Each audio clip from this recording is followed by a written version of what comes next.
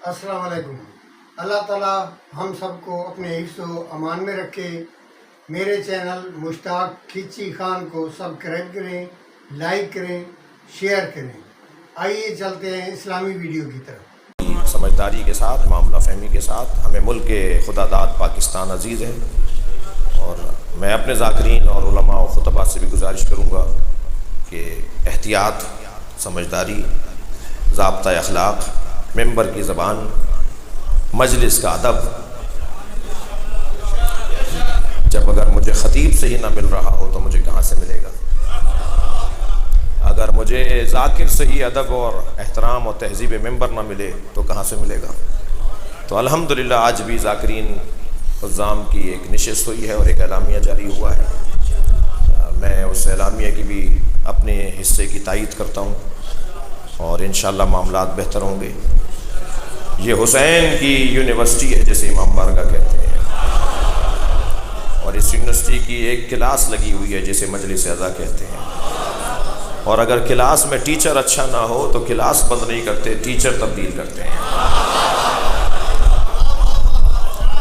कहना पड़ेगा मुझे अपने अजीज़ों से कि फ़लाँ मौजू पर बात कीजिए और फ़लाँ एहतियात के साथ बात कीजिए।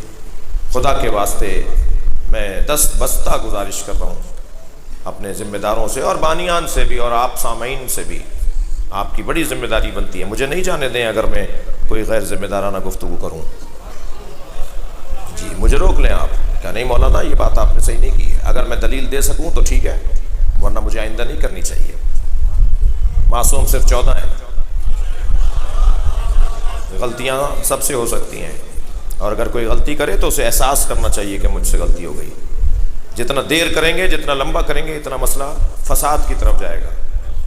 और मैं उन उलमाए अहले सुन्नत को भी आफरीन कहता हूँ जिन्होंने माफ़ियाँ मांगी हैं, तौबा की है। इसके लिए भी जुर्रत चाहिए, इसके लिए भी हौसला चाहिए। ये बड़े जिगर की बात होती है कि कोई कहे कि जी मुझसे गलती हो गई। अच्छा मैं तो कोई मुनसिफ बैठा नहीं हूँ कि जो ये कह दूँ कि जी मैंने माफ़ कर दिया, मगर मैं ये तो कह सकता हूँ ना कि ये जुर्रत की बात है, ये हौसले की बात है कि कोई कह दे कि जी मुझसे गलती हो गई है। सीखना चाहिए, अच्छी चीज़ों को लेना चाहिए। अगर कोई हमारे यहाँ से गलती और कोताही का शिकार है उसे मानना चाहिए, कहना चाहिए मुझसे गलती हो गई। मैं तकरार नहीं करूँगा, एक बात की तकरार सबब बनता है। देखें गुनाहान सगीरा अगर तकरार से हो तो वो कबीरा बन जाते हैं, तो इसे रोकना ही एक बारी। और इंशाअल्लाह मामला ठीक हैं, सबकी तवज्जो हो गई है। रह गई उन लोगों की बात जो तकफीरी टोला है। मैं बात अहले सुन्नत की कर रहा हूं, मैं उनकी नहीं कर रहा जिन्हें सुन्नी भी सुन्नी नहीं मानते। जो तकफीरी टोला है जिसने पाकिस्तान की दीवारों को तकफीरी नारों से काला किया, बात उनकी नहीं हो रही। वो नहीं मालूम कहाँ से रियाल लेते हैं और कहाँ से डॉलर लेते हैं, मुझे इससे गरज नहीं। मुझे पता है कि वो किस एजेंडे के ऊपर। पाकिस्तान के वो अज़ल से मुखालिफ हैं, पाकिस्तान के वो शुरू से मुखालिफ हैं। पाकिस्तान की दीवारें उन्होंने तकफीरी नारों से काली की, हमें कुछ नहीं हुआ। मैं एक फोरम पर बात करूंगा कि हमें बता दीजिए कि हमें और कितनी कुर्बानियां देनी है, इसलिए कि हम कुर्बानियों से घबराने वाले, हमारी तो तारीखी कुर्बानी होती है। हम जान देने वाले लोग हैं, हम कुर्बानी देने वाले लोग हैं। हम उस कबीले के ऊपर रोते हैं कि जिन्हें पत्थर मारा जाता था तो वो पलट के पत्थर मारते नहीं थे, सब्र करते थे, बर्दाश्त करते थे, मकसद को ज़हन में रखते थे, हदफ को ज़हन में रखते थे। तो उनकी बात नहीं कर रहे कि जो इस तरह की बात कर रहे हैं। मुझे एक जुमला कहने दीजिए, जिन्होंने ये कहा है ना कि ज़बान रोको वरना हम ज़बान काट लेंगे, मैं उनसे मुखातिब हूँ, यानी उनके ज़िम्मेदारों से मुखातिब हूँ कि ये इन्होंने पहली दफ़ा तो नहीं कहा। कभी हुज्र इब्न अदी की ज़बान काटी, कभी अम्मार यासिर की ज़बान काटी, कभी मैसम की ज़बान काटी, कभी हज़रत मोहम्मद इब्न अबी बकर की ज़बान काटी, कभी अब्दुर्रहमान इब्न अबू बकर की ज़बान काटी। तो ये तो सहाबा की ज़बानें काटते आए हैं।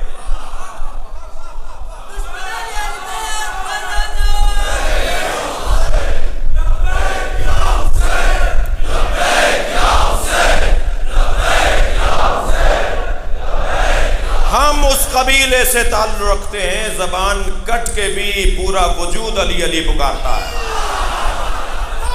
ज़बान से हम अली बोलते ही नहीं है, हम तो किरदार से مختصر مختصر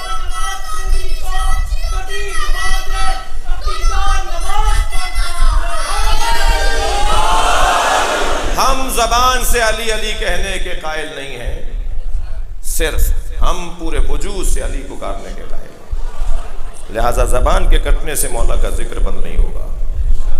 کوئی پوچھے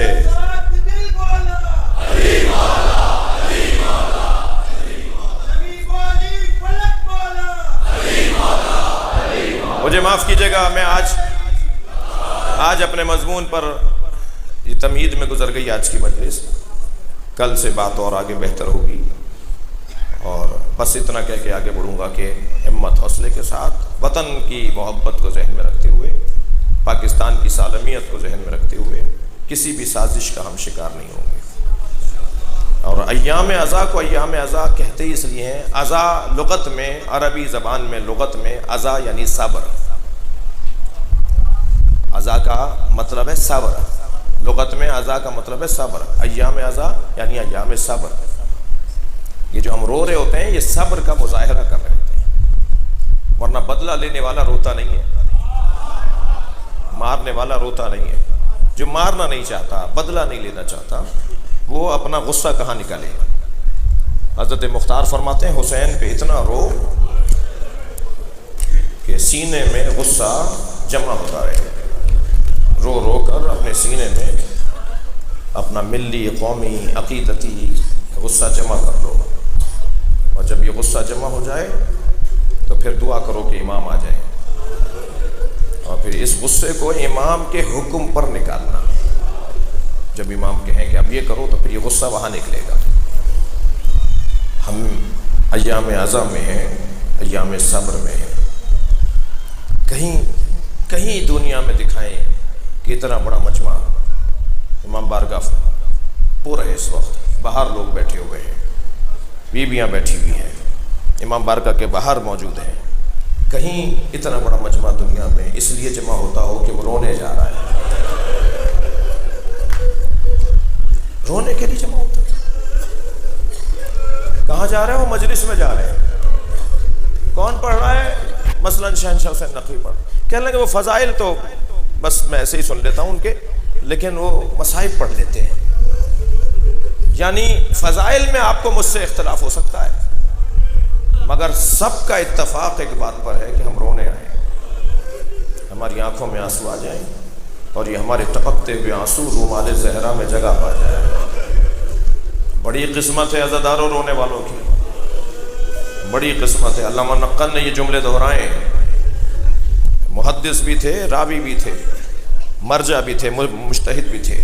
وہ فرماتے ہیں کہ جب مجلس عزا ہوتی ہے نا تو تجیو فاطمہ، بی بی فاطمہ مجلس میں آتی ہیں، معہا مریم و آسیۃ و خدیجہ، بی بی کے ساتھ بی بی مریم بھی ہوتی ہیں، بی بی خدیجہ بھی ہوتی ہیں، بی بی آسیہ بھی ہوتی ہیں، فی یدہا خرقۃ، اور بی بی کے ہاتھ میں رومال ہوتا ہے، تو سمو دموع الباکین، اور بی بی رونے والوں کے آنسوؤں کو جمع کرتے ہیں۔